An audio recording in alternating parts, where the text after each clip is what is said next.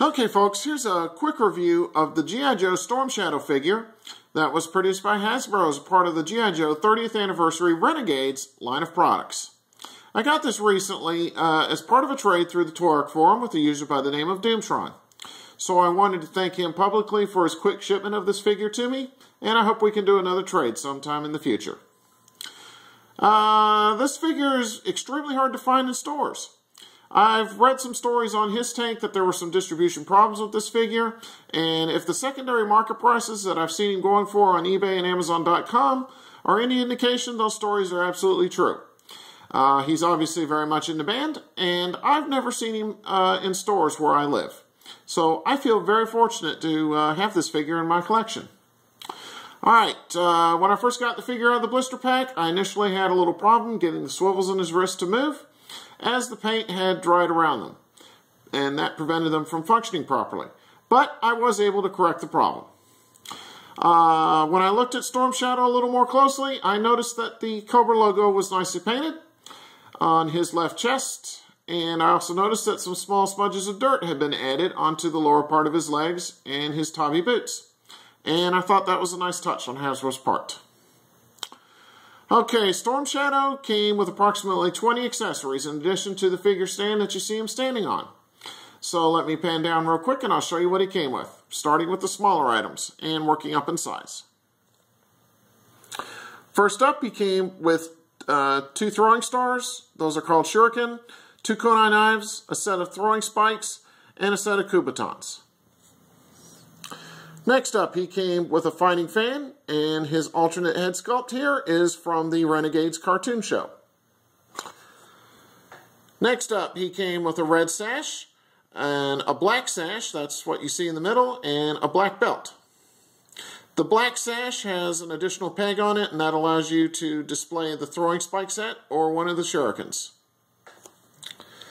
Next up, here's a pair of sais.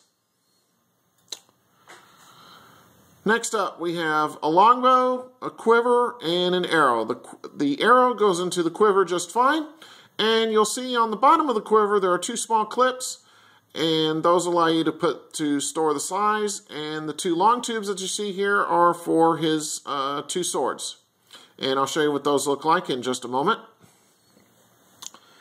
Next up, here's a pair of nunchucks.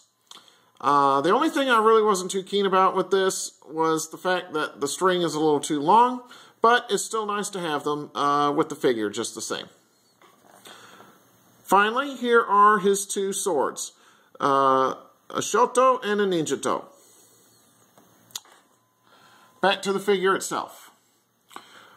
What I'll do now is give you a close-up as to what the figure looks like, and then I'll do a 360 of the figure and let you see what he looks like from all sides.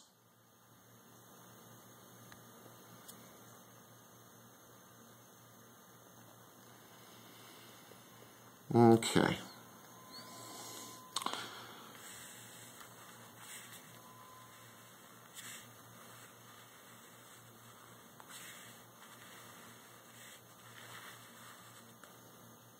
Alright, so overall, I really am impressed with this Storm Shadow figure.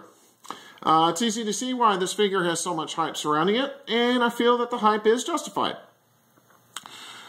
This is probably one of the best Storm Shadow figures that I've ever seen, and certainly one of the best Ninja figures that I've ever seen in this scale.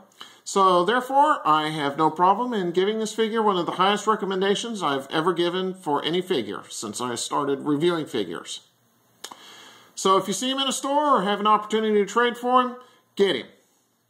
I really don't think you'll be disappointed, because I'm certainly not.